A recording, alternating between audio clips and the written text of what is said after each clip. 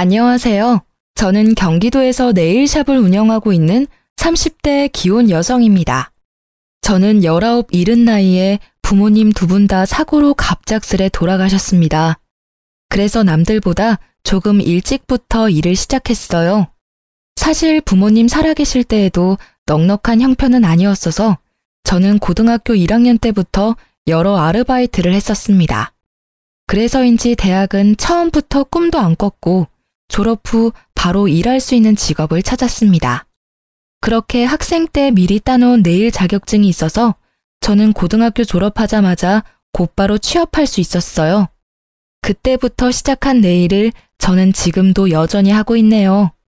비록 아무것도 없이 시작했지만 다행히 어디 빚은 안 지고 그렇게 혼자 앞가림하면서 살았어요. 그런데 돈의 결핍보다는 부모님이 안 계시니 일이 힘들 때나 몸이 아플 때나 배로 괴롭더라고요. 비록 없이 살았어도 사랑은 많이 주신 부모님이셨거든요. 의지할 가족이 갑자기 이 세상에서 없어지니 많이 허탈했어요. 그러다 제 남편을 만나 지금은 행복한 가정 이루고 잘 살고 있습니다. 지인의 소개로 만난 남편은 제 눈에 너무 완벽한 사람이었습니다. 저는 고졸에 대학도 못 나왔지만 남편은 명문대 졸업하고 대기업을 다니고 있었으니까요. 그런데 학벌도 짧고 고아인 저보다 이상하게 남편이 더 자존감이 낮더군요. 얘기를 들어보니 남편이 그리 화목한 집안에서 자란 건 아니었어요. 어머님께서는 시부께서 돌아가시곤 장남이 잘 돼야 한다며 시숙을 많이 밀어주셨대요. 학원비와 용돈은 시숙에게만 넉넉히 지원해 주셨다 합니다. 그런 것뿐만 아니라 어린 남편이 보기엔 어머님이 자식 사랑도 첫째인 형에게 유독 더 많이 쏟으셨다 합니다. 둘째인 남편은 반에서 1등을 해도 별로 기뻐하지 않는 시모였대요. 둘째가 감히 첫째 길을 꺾는다면서요. 저는 조금 못 살긴 해도 사랑받은 기억이 남아 있었지만 남편은 그런 기억이 잘 나지 않는다 해서 얼마나 마음 아팠는지 모릅니다. 저랑 다른 결이긴 하지만 남편 역시 가족의 사랑을 그리워하는 사람이었죠. 그래서 저희는 연애를 할 때부터 자연스레 서로의 보호자가 됐습니다. 마음이 힘들 때나 몸이 아플 때 서로가 필요한 순간마다 서로의 옆에 있어 주었죠. 결혼하고도 큰 문제는 없었는데 결혼 후 잠깐 위기가 있긴 했어요.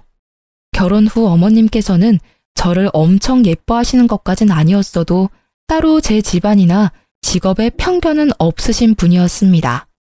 종종 어머님께서는 장남보다 차남이 먼저 장가간 게 신경 쓰이신다며 제 주변에 괜찮은 처자 있으면 시숙 좀 소개시켜주라고 말씀하셨었어요. 그랬던 어머님이 시숙이 교사 형님과 결혼에 성공하자 제게 엄청 모질게 굴기 시작하더라고요. 시모는 평소에 치장하시는 걸 별로 좋아하시지는 않는 분이었어요. 결혼하고 초반에는 제가 어머님과 빨리 친해지고 싶어서 원래 성격보다 더 살갑게 굴었습니다. 한번 네일아트 받으시러 오시라고 해도 절대 안 오셔서 애교스럽게 제가 애원하면 시모는 마지못해 오셨어요. 저 매일 오매불망 어머님께서는 언제 제 샵에 오시나 기다리고 있어요. 한 번만 오셔서 시술 받아보세요. 요즘 어머님들이 많이 하는 고급스러운 스타일로 제가 해드릴게요. 네? 꼭 한번 해드리고 싶어서 그래요. 아유, 거주장스럽게 나이 먹어서 네일아트 그런 걸 못하러 해. 그냥 했다 쳐라. 내가 네 마음만 고맙게 받으마. 어머님 일상생활 하실 때 하나도 안 거슬리는 심플한 디자인도 많아요. 그래도 며느리가 네일샵 하는데 한번 구경도 오시고 바람도 쐴 겸 나오시면 좋잖아요. 네? 처음에는 어머님이 마지못해 오셨는데 막상 해드리니 엄청 좋아하셨습니다. 은근히 다음에 하고 싶은 디자인을 찾아 제게 사진을 보내기도 하셨어요. 에휴, 아들만 둘인 삭막했던 집안에 애교스러운 초이 네가 들어오니까 우리 집안에 활기가 넘치는 것 같아 내가 요즘 너무 행복하구나. 딸 가진 엄마들이 이런 기분이려나? 어머님, 저 감동받아서 눈물 나잖아요. 내가 무슨 복이 많아서 우리 초이를 이렇게 만났는지 몰라. 너도 날 시어머니라 어렵게 생각하지 말고 친정엄마처럼 생각해. 내가 항상 네 편인 거 알고 있지? 말씀만으로도 너무 감사해요. 어머님, 저 결혼하고부터 매일이 너무 행복해요. 에휴, 나중에 첫째 며느리도 딱 우리 초이같이 싹싹하고 야물딱진 애가 들어와야 할 텐데 요즘 걱정이 많아. 큰 며느리가 늦게 들어와서 우리 초이랑 잘 지낼지도 걱정이고 나랑 잘 맞을지도 걱정이고. 에이, 미래의 제 형님도 분명 좋으신 분이실 거예요. 너무 걱정 마세요, 어머님. 저는 그렇게 시모의 무료한 일상의 분위기 전환을 해드릴 겸 가끔 네일 아트를 해드렸습니다. 시술 시간 동안에는 어머님과 이런저런 수다를 많이 떨어서 더 큰 유대감을 형성했죠. 어머님께서는 가게에 놀러 오셔서 네일을 받으시곤 항상 저 고생했다며 밥을 사주시거나 도시락을 싸오셔서 같이 점심을 먹었어요. 그렇게 한동안 저는 부부 갈등이라곤 없이 어머님과 좋은 시간을 보냈습니다. 그런데 시숙이 맞선으로 결혼에 성공하고 형님이 생기자 어머님께선 묘하게 달라지셨습니다. 제 이름을 더 이상 다정히 부르지 않으셨고 둘째라고만 부르셨어요. 저는 잠깐 속으로 좀 서운했지만 너무 저랑 어머님이 사이가 좋아 보이면 그것 또한 형님께 소외감을 드릴 수 있다 생각했죠. 그렇게 생각하니 어머님께서 현명하시다 생각했습니다. 그런데 저는 곧 그게 형님을 위한 배려가 아니라 어머님이 형님과 저를 두고 차별하고 있다는 걸 알게 됐습니다.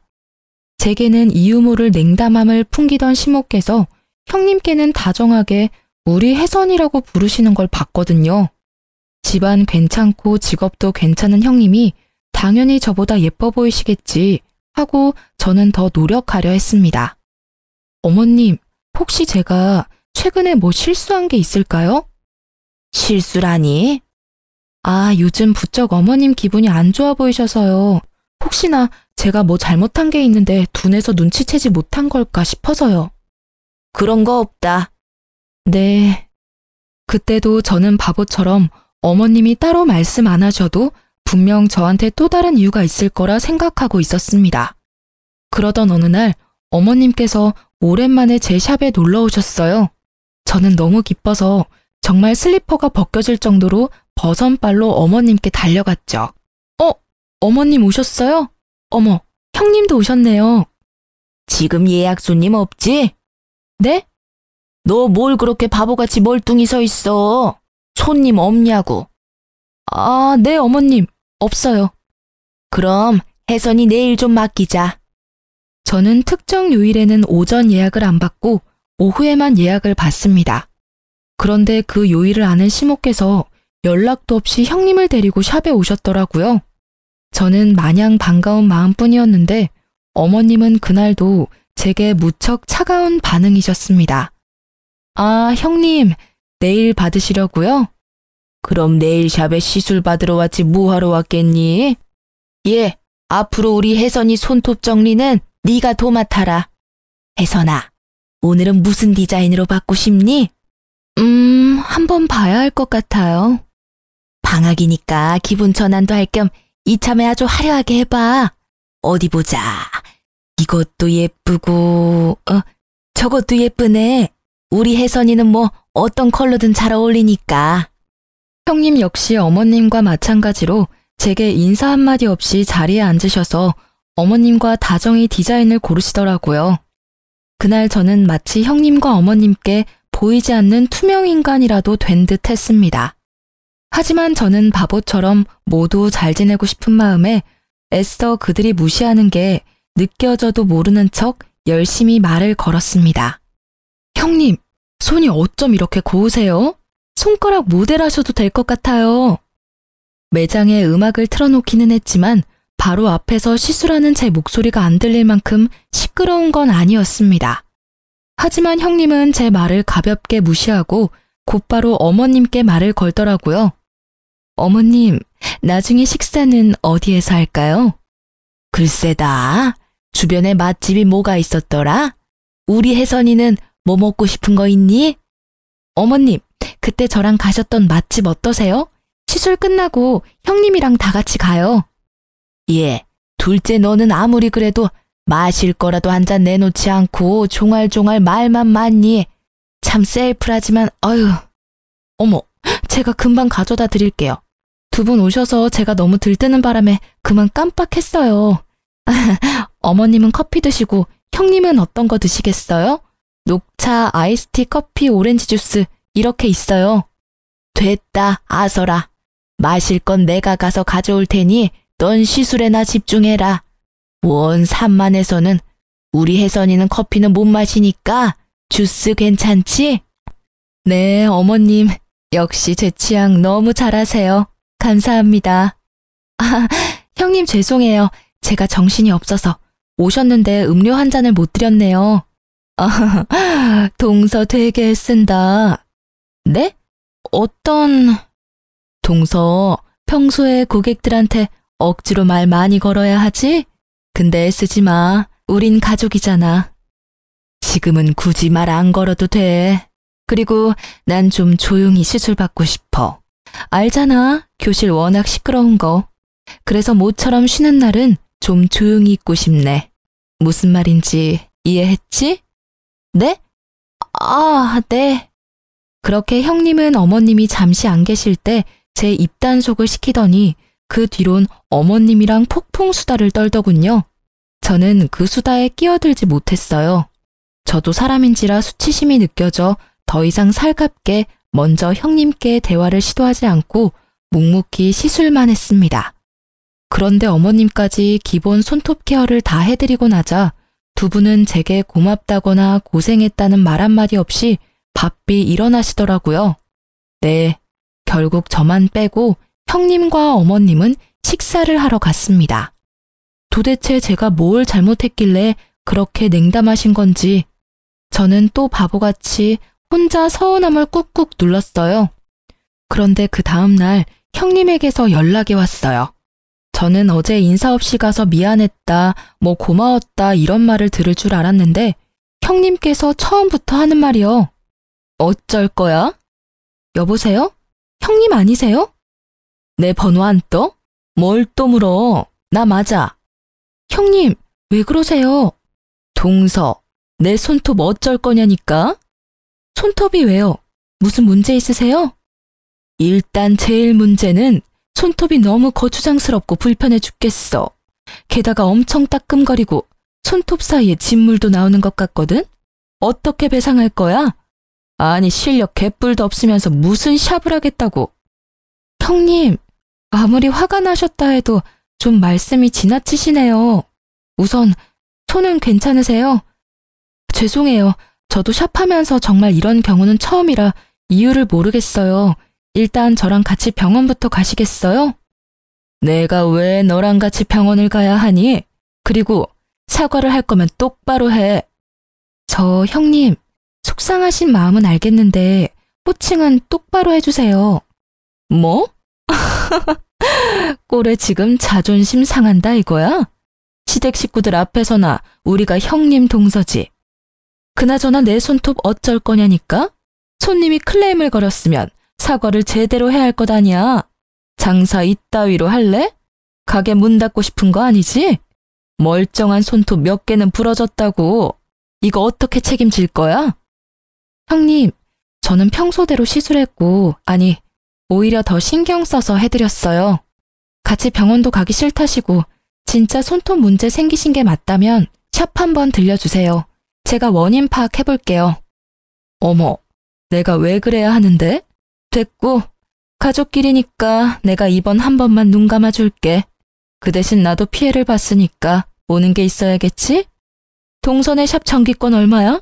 20회짜리 있으면 그걸로 끊어주고 퉁쳐. 네? 그게 무슨 말씀이세요? 왜? 아까워? 형님 저 뭐 믿고 20회나 시술 받으시려고요. 또 문제 생기면 어떡해요? 뭐? 제가 병원에 가자니까 한사코 거절하며 저희 샵 내일 정기권으로 이 상황을 퉁치자는 형님의 말이 의아하더군요. 게다가 전화하는 내내 저를 무시하는 말투에 기분이 많이 나빴던 저는 바로 그 제안을 거절했어요. 그건 안 되겠네요. 뭐? 그렇게 나온다 이거지? 형님은 그렇게 혼자 씩씩거리다 전화를 끊어버리더라고요. 제가 문자랑 전화를 남겨도 다 무시하길래 진짜 손톱에 문제가 생긴 게 맞나 의심이 들었죠. 손톱 사진이라도 보내달라고 했는데 형님은 그렇게 아무런 연락이 없었어요. 그러다 며칠 후에 시댁에서 형님을 마주할 수 있었습니다. 형님과 인사하자마자 손을 확인했는데 장갑을 끼고 계시더라고요. 식사가 전부 끝나고 난 뒤에야 저는 형님께 말을 붙일 수 있었어요. 형님, 잠깐 저랑 얘기 좀 나눠요. 잠깐만, 동서 기다려볼래? 어머님, 설거지 두세요. 며느리가 둘씩이나 있는데 어머님이 왜 설거지를 하세요? 이제 설거지는 저희한테 맡기세요. 안 그래, 동서?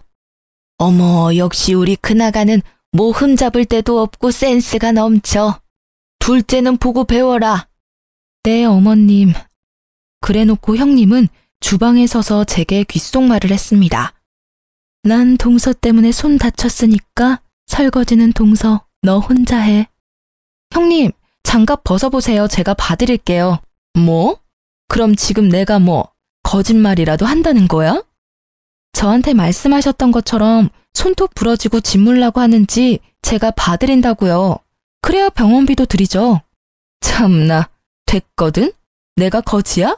병원비가 없겠어? 제가 억지로 형님 장갑을 벗기려 하자 벼랑간 형님이 우는 척을 하더라고요. 아니, 동서, 내가 그렇게 싫어? 이게 무슨 일이냐? 너희 싸웠냐? 그땐 저희 남편과 시주께서 담배 피러 마당에 나간 상태였고 놀란 시모만 무슨 일이냐고 한 걸음에 달려오셨어요. 어머님, 아무래도 동서는 제가 마음에 안 드나 봐요.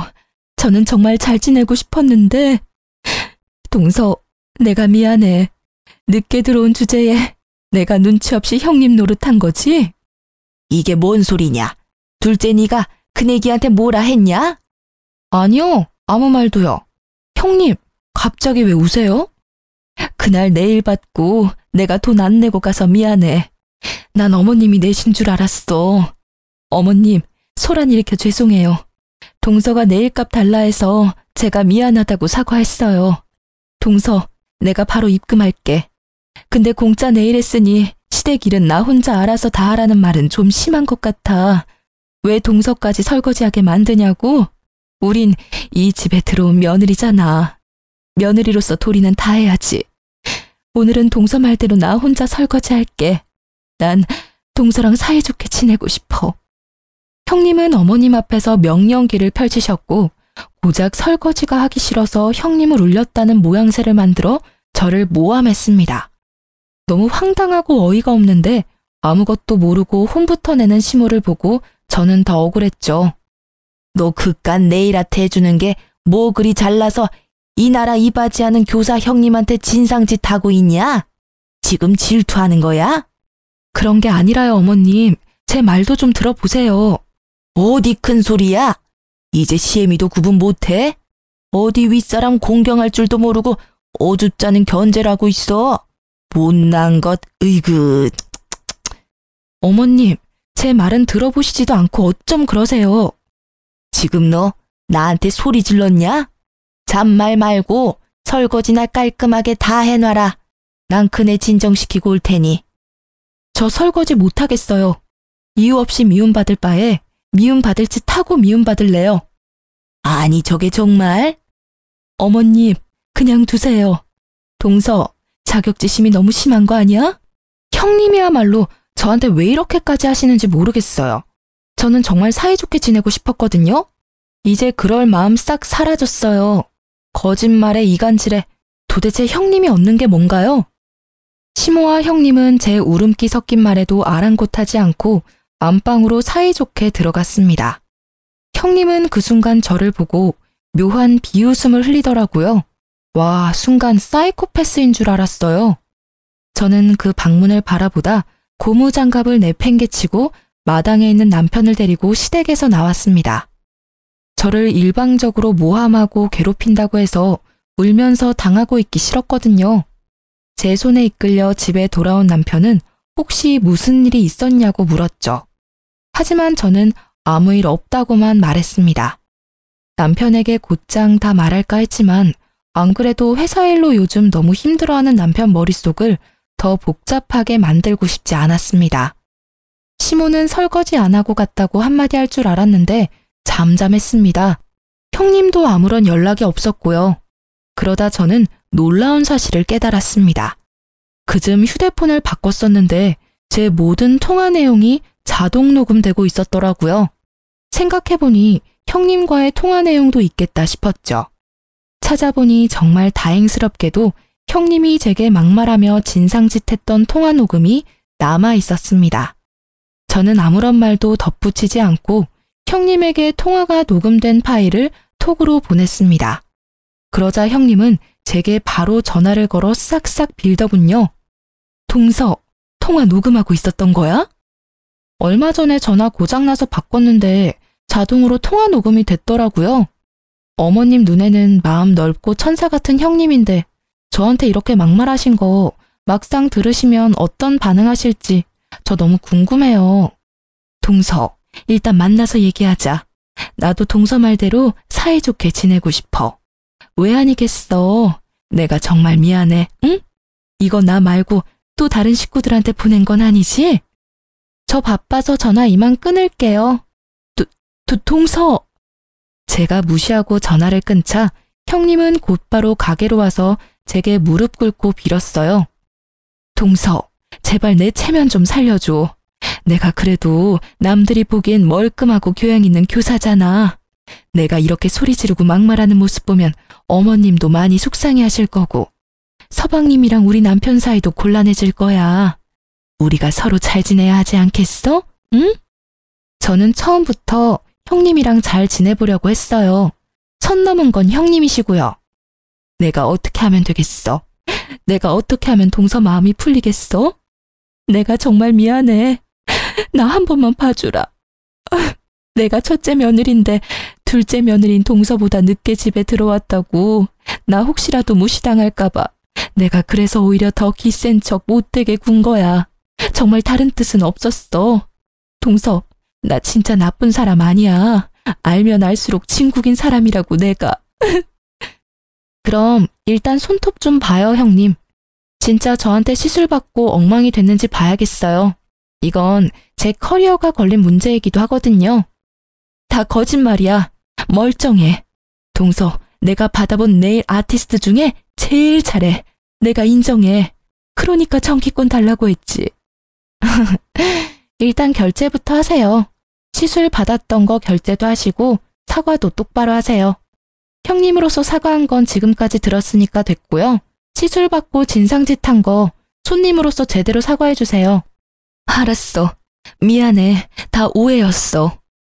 오해가 아니라 거짓말이잖아요. 그래, 다 거짓말이었어. 내 손톱 아주 멀쩡하고 동서 시술은 아무런 문제 없었어. 미안해. 손 좀 내밀어 주세요. 사진 찍어놔야죠. 또 나중에 어떻게 말씀 바뀔지 모르니까요. 알겠어, 동서. 그럼 이제 마음 풀린 거지? 저도 사람인지라 금방 마음 풀리진 않겠네요. 그래도 앞으로 사이좋게는 못 지내더라도 우리 나쁘게 지내진 말아요. 저는 진심으로 형님 환영했고 형님이 생긴다는 것만으로도 기뻤어요. 알지. 내가 동서 마음 다 알지. 어머님께도 그때 오해 만든 거 형님이 알아서 풀어주실 거죠? 당연하지. 내가 만든 일인데 내가 풀어야지. 결국 저는 미안하다며 손이 발이 되도록 비는 형님의 사과를 받아줬어요. 형님이 어머님께 뭐라고 말했는지 모르겠지만 어머님은 싸우지 말고 다 같이 잘 지내보자고 연락이 먼저 오셨어요. 하지만 저는 이미 상처를 받아서 어머님께 더 이상 살가운 며느리가 될 수는 없더라고요. 원래라면 시댁에 자주 가서 좋은 시간 보냈을 텐데 저는 시댁에 가는 발걸음을 줄여나갔습니다. 남편 역시 저 때문에 시댁의 발길을 끊었습니다. 그때 시댁 식구들과 불화 말고도 저희 부부가 많이 힘들었을 때였거든요. 딩크족이라고 요새 아이를 안 낳는 부부들이 많아졌잖아요. 저희는 아이를 안 낳는 게 아니라 너무나 원했지만 아이 계획을 조금만 늦추기로 했습니다. 직장에서 은근히 괴롭히는 상사 때문에 남편이 힘들어했거든요. 대놓고 괴롭히면 고발이라도 할 텐데 그런 건덕지를 남기지 않으니 아무 대처도 할 수 없었어요. 게다가 매일 야근에 시달리며 과로까지 하니 사람이 망가져간다는 게 두 눈으로 보이더군요. 저는 남편에게 힘들면 말하라고 몇 번이나 말했지만 남편은 꿋꿋하게 참았어요. 원래대로라면 저희가 아이를 가지기로 계획한 해였어서 더 열심히 일해야 한다고요. 그러던 어느 날 남편이 흐느껴 울면서 회사를 그만두고 싶다고 고백했습니다. 저는 고민하지 않고 남편에게 1년만 쉬라고 했어요. 남편은 곧바로 이직할 회사를 알아보겠다고 했지만 저는 천천히 가자고 했어요. 남편이 살도 너무 많이 빠지고 피폐해 보였거든요.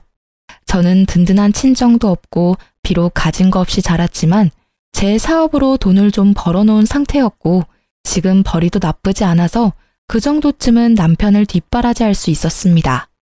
연애 때 남편이 혼자인 제게 많은 힘이 되어주었는데 이번에는 제가 남편에게 울타리가 되어주고 싶었어요.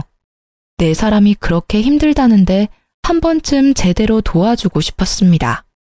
그렇게 남편은 대기업을 그만두고 1년 동안 쉬면서 이직 준비를 하기로 했습니다. 시모한테는 절대 비밀이었어요. 워낙 고지식하신 옛날 분이라 힘들게 들어간 대기업 그만뒀다고 남편을 잡을 게 분명했거든요. 그런데 어쩌다 시댁에 가면 시모는 모든 일을 저한테만 시키더라고요. 형님은 그냥 앉아서 쉬라고 손수 과일까지 깎아주시면서 여전히 저만 미워하는 모습이 보였어요. 이런 취급 받을 거면 아예 시댁에 안 와야겠다 머릿속으로 생각하고 있던 참이었어요. 둘째 네가 그동안 나한테 해준 게 고작 네일밖에 더 있냐? 며느리 네일 아트샵 한다고 말하면 사람들 인식이 어떤 줄 알기나 해. 변변한 직업도 아니고 대기업 다니는 내 아들이 너무 아까워. 어머니, 사람 앞에 두고 말씀을 뭘 그렇게 하세요? 야, 어디서 어머니 앞에서 언성을 높여? 남편이 너무 화가 나서 어머님께 대들자 시숙은 또 남편을 나무랐어요. 내가 어디 틀린 말 했냐? 그리고 너희 왜 아직 애가 안 생기냐? 장남이랑 큰아가는 이제 막 결혼했지만 너네는 결혼한 지 꽤 됐잖니? 이유가 뭐냐? 둘째 너 무슨 문제 있냐? 어머님, 말씀을 왜 그렇게 밉게 하세요? 저 진짜 너무 서운해요. 요즘 저랑 남편 엄청 힘들거든요. 어머님이라도 저희 그냥 믿고 기다려주시면 안 돼요? 예뻐는 안 하시더라도 미워는 하지 말아주시면 안 돼요? 제가 너무 서운하고 화가 나서 어머님한테 반박하니 형님은 시모와 합세해서 저한테 버릇없다고 갑자기 훈계질을 하더군요. 아니 보자 하니까 동서 그게 무슨 말버릇이야. 아무리 대학 안 나왔다지만 초중고에서 예의 공경 이런 거 안 배웠어? 어서 어머님께 잘못했다고 사과드리지 못해. 네? 형님이 저한테 하실 말씀은 아닌 것 같네요. 제 말에 움찔하던 형님은 찔리는 게 있으니 또 조용해지더군요. 남편이 사실은 이라고 운을 떼자마자 저는 남편을 다독이며 시댁에서 나와버렸습니다. 그 상황에서 회사까지 관뒀다 하면 난리가 날 것 같았거든요. 대신 저는 소심한 복수로 시댁 제사 지낼 때 말없이 시댁에 안 갔어요. 시모께서 음식을 다 했는지 제게 왜 안 왔냐고 늦은 저녁 전화가 왔어요. 저는 샵 예약도 꽉 찼고 너무 바빠서 못 간다고 말씀드렸죠. 그리곤 분명 옆에서 듣고 있을 형님을 위해 이 말도 함께 덧붙였어요. 어머님, 네일아트 하는 모자란 며느리 말고 든든한 교사 며느리 있잖아요. 형님은 워라밸 좋으니까 일찍 마치셨잖아요. 형님, 듣고 계시죠? 제 몫까지 어머님 잘 도와드렸죠. 너 안 와서 큰아가 혼자 개고생했다. 시모께서 워낙 손이 크셔서 음식을 엄청 많이 하시거든요. 형님 혼자 뼈 빠지게 시모 돕느라 고생했다고 들으니 속이 그나마 풀렸습니다. 그렇게 빚고자 형님은 그게 열받았는지 또다시 이간질을 하려 들더군요. 그 다음날 네일샵에 연락도 없이 시모랑 형님이 들이닥쳤습니다. 그때 저희 남편은 샵 유리창을 닦고 있었어요. 감히 대기업 다니는 내 아들 불러서 이따위 청소를 시키고 있어? 자기 아들 유리창 좀 닦는다고 기겁하며 개거품 무는 시모였어요. 형님은 시모 옆에 착 달라붙어서 아주 얄밉게 말했습니다. 어머님, 제 말 맞죠?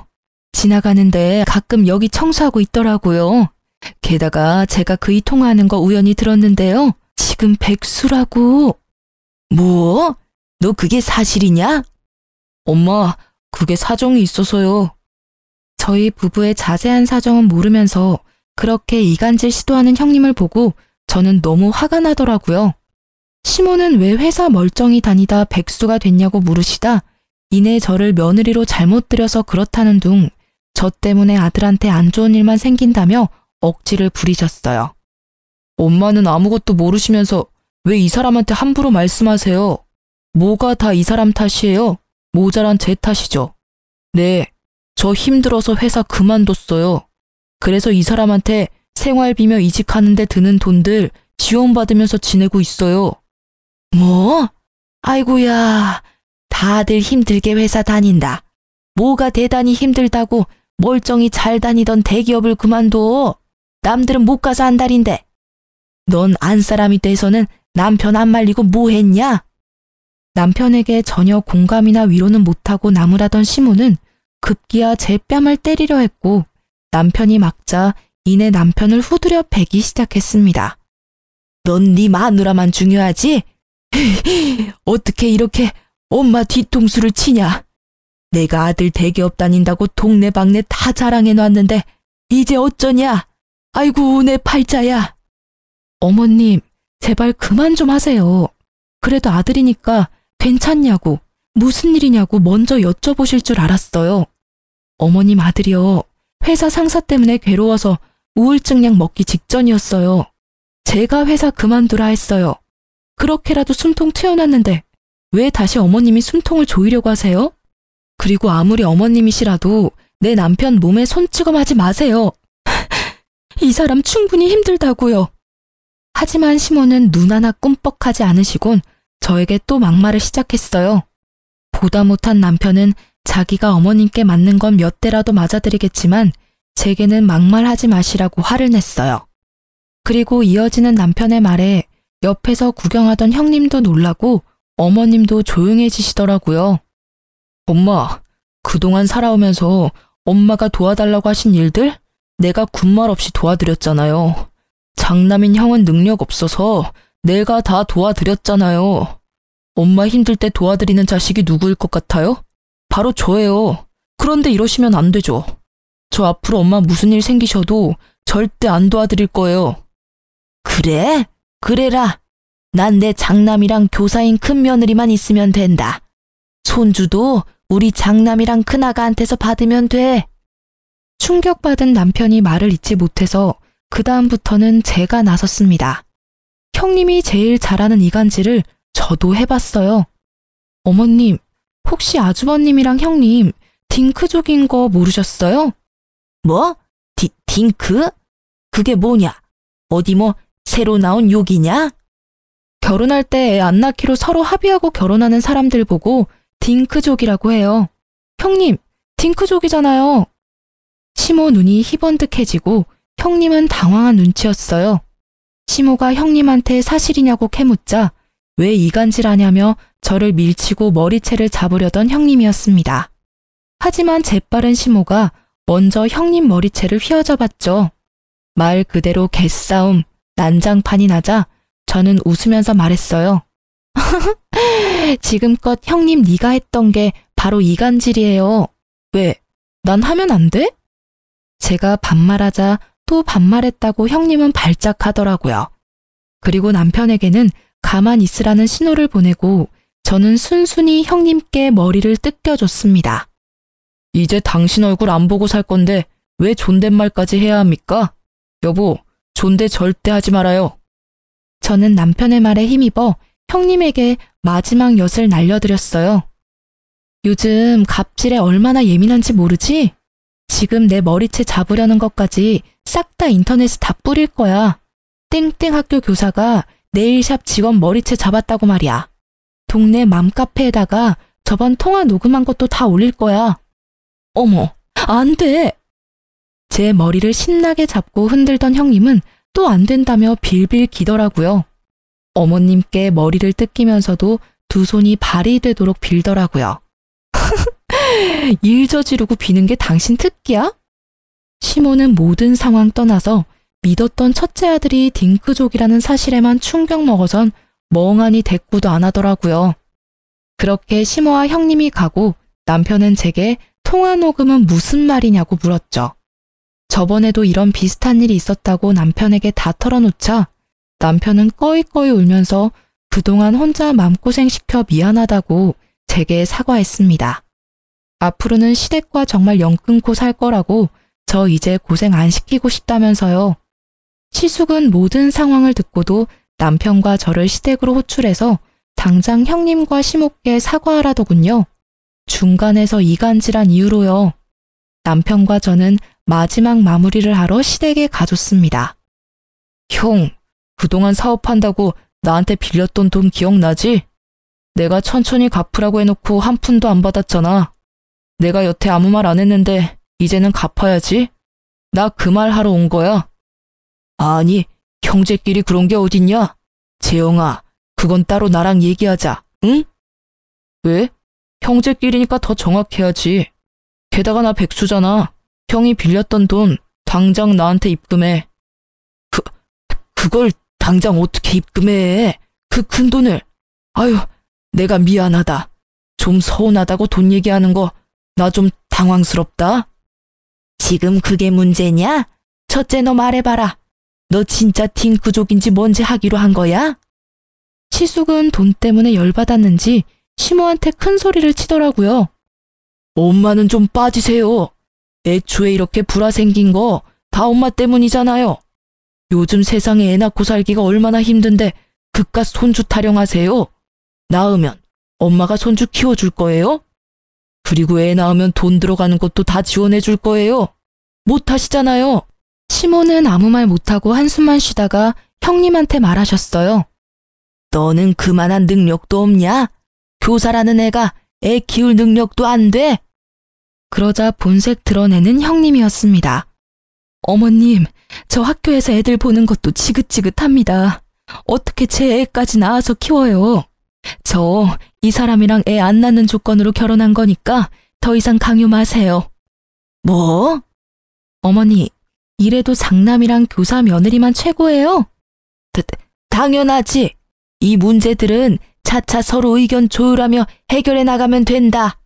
네, 그럼 엄마, 차남 이만 인사드리고 갈게요. 다시는 제 발로 여기 안 올 거예요. 참나, 누가 반긴다고? 형, 2주 줄게. 형수한테 돈을 빌리던지 알아서 돈 구해서 입금해놔. 재영아, 너 진짜 이럴래? 엄마, 어떻게 쟤 좀 잘 구슬려 보세요. 그렇게 남편과 저는 시댁과 인연을 끊고 지냈어요. 결혼 전 시숙에게 빌려줬던 돈도 남편은 악착같이 전부 받아냈습니다. 그리고 남편은 저랑 약속한 1년을 다 채우지 않고 3개월만 딱 푹 쉬고 보란 듯이 이직에 성공했어요. 지금은 더 좋은 환경에서 일하고 있어요. 연봉은 물론 예전보다 훨씬 낮았지만요. 하지만 남편의 얼굴에는 예전과 달리 활기가 돌았고 웃음을 되찾았습니다. 저도 여느 때와 같이 장사가 잘 됐고 문제 없었습니다.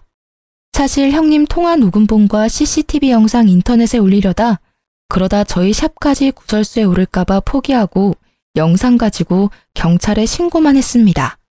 다신 저희 샵에 접근 못하게요. 오히려 신고가 들어가면 정말 교사 인생은 끝난다며 형님은 더 난리가 났었죠. 동서, 내가 달라는 대로 다 줄게. 제발 고소 취하해주라. 나 이대로라면 교사 생활 제대로 못해. 내가 너무 염치 없지만 한 번만 봐주면 안 될까? 형님, 다시는 어디 가서 사람 쉽게 무시하고 다니지 마세요. 내 눈에 눈물 나게 하면 피눈물 나게 복수하는 나 같은 사람도 있어요. 저는 합의 절대 안 해주려다 합의금 두둑히 받아서 금융치료 잘했습니다. 또 남편이 제게 고맙고 미안하다고 이직한 후에 전 직장에서 받은 퇴직금을 알아서 하라고 전부 제게 주더라고요. 저는 그 퇴직금과 합의금 그리고 제가 그동안 모은 돈 다 합쳐서 최근에 제 가게를 매매 계약했어요. 빚도 조금 냈지만 드디어 월세에서 벗어났습니다. 겹경사로 새 생명까지 제 뱃속에 찾아와 줬어요. 힘든 상황들 이겨내자 좋은 일만 가득 생기더라고요. 그런데 시모랑 우연히 딱 마주친 거 아니겠습니까? 저와 마주치자마자 시모는 속사포로 시숙 사업 좀 도와달라 하시더라고요. 잘 지냈냐는 말씀은 기대도 안 했지만 그래도 남편 안부는 물으실 줄 알았거든요. 너 샵에 갔는데 가게 사서 이사했다더라. 어딘지 알아야 내가 찾지. 이렇게라도 만나서 천만다행이다. 니들 돈이 어디서 났니? 너 내 생각보다 돈이 좀 있는 거지? 네 남편이랑 네가 좀 우리 큰아들 사업 좀 도와줘야겠다. 많이 힘들어해 우리 장남이. 어머님이 좋아하는 교사 며느리 두고 왜 저한테 돈을 달라 하세요? 그 망할 것은 말도 꺼내지 마라. 시모가 쌍욕을 하면서 형님 이야기를 해서 들어보니 시숙 사업 어려워지자 교사 형님께선 곧바로 고민도 없이 이혼을 요구했다 합니다. 시모는 이제 와서 제 편을 들면서 형님 욕을 시작했습니다. 내가 교사라는 점 하나 믿고 너무 걔를 신뢰했어. 오죽하면 너랑 나 사이 이간질하는지도 모르고 홀라당 넘어갔잖니. 그래서 마지막엔 내가 그것 싸대기를 시원하게 날려줬다. 웃으면서 은근히 제 손을 잡으려 해서 저는 시모의 손을 거칠게 거부했어요. 그러자 시모는 머쓱한지 시숙의 근황까지 털어놓으시더라고요. 시숙은 절대 이혼 안 해줄 거라고 배신감에 쌓여 형님 인성 파탄났다며 동네 맘카페에 형님에 대한 신상과 더불어 형님 욕을 도배하듯 올려서 진흙탕 싸움 났다고 합니다. 자세히는 모르지만 한때는 형님이었던 그 여자는 교육청에서 징계를 받을 것 같더라고요. 저는 신나서 이야기하는 시모에게 시숙 도와줄 돈 같은 건 없다고 냉정하게 말했습니다. 화를 낼 줄 알았는데 갑자기 눈을 크게 뜨면서 제 배를 주시했습니다. 너 배가 볼록하구나? 네, 맞아요. 저희 애기 생겼어요. 그러자 울면서 냅다 바닥을 치는 시모였습니다. 내가 잘못했다. 한 번만 봐줘라. 우리 예전에 사이 좋았잖니. 아이고, 우리 손주가 여기 있었어. 아들이야, 딸이야? 어머, 할머니야, 우리 아가. 울면서도 기뻐하는 시모의 모습에 소름이 돋더라고요. 저는 곧바로 배를 감추며 애기 태어나도 어머님께 보여드릴 일은 없다고 매몰차게 자리를 떴습니다. 그동안 시모의 전화를 피했던 남편은 그날만큼은 어머님 전화를 받았어요. 이제야 전화를 받냐? 너 애기 생긴 걸 왜 진작 말 안 했냐? 엄마가 그럴 만한 자격 있으세요? 집사람 태교에 안 좋으니 다신 연락도 하지 마세요. 아이고, 내가 미안하다. 다 진심이 아니었어. 아들, 엄마랑 정말 얼굴 안 보고 지낼 거야? 네, 전화 끊을게요. 아, 아들! 그렇게 시모는 남편에게 일방적으로 용서를 빌다가 또 태교에 안 좋으면 출산 때까진 연락을 안 하고 있겠다며 사라지셨습니다. 현재 저는 다행히 출산 잘했고 아이도 건강하게 잘 크고 있습니다. 남편에게 나중에야 들었는데 시숙은 사업 망하고 시댁 집까지 근저당이 잡혀서 빚 갚느라 공사판 전전하고 있다고 합니다. 남편이 마음이 약해서 아예 도와주지 않은 건 아니었대요. 못 받을 걸 알면서도 착한 남편은 시숙에게 조금 돈을 빌려줬다고 합니다. 남편을 믿으니까 그 액수가 얼마인지는 굳이 묻지 않았어요. 시모는 식당 알바를 하신대요. 그 뒤로 남편도 저도 뵌 적은 없는데 가끔 남편에게 돈을 입금하십니다. 애기용품 사라고 보내시는 것 같아요. 남편은 본인이 받은 상처와 제가 받은 상처가 있으니 꿈쩍도 안 하고 돈을 그대로 다시 시모께 보내고 있습니다. 그리고 애기 얼굴 좀 제발 보여달라고 애원하는 시모한테 얼굴은 직접 보여줄 수 없다고 딱 잘라 거절했습니다. 아이 사진만이라도 한 장만 보내달라고 너무 애원하셔서 사진만 보내드렸어요. 장난만 있으면 된다고 연끈차던 표독스러운 시모의 얼굴이 잊히지 않아서 직접 뵐 일은 아무래도 평생 없을 것 같습니다. 친정이 없던 저는 시댁 식구들이랑 정말 잘 지내고 싶었어요. 욕심이라면 욕심이었죠. 가족의 따뜻함을 시댁에서 찾으려고 했다니. 여러분, 가족이라고 무조건적으로 참아주고 살 수는 없다고 생각해요. 남편도 지금껏 살아오며 시모와 시숙을 여러 번 용서하고 인내했기에 더 큰 감정이 터진 것 같습니다. 아무리 가족이라 해도 서로 말 한마디 함부로 하면 안 된다는 걸 너무나 잘 아는 저희 부부예요. 저희 세 식구는 앞으로 최선을 다해 서로를 사랑하며 보듬으며 남은 인생 열심히 살아가려고요. 지금까지 제 긴 사연 들어주셔서 감사합니다.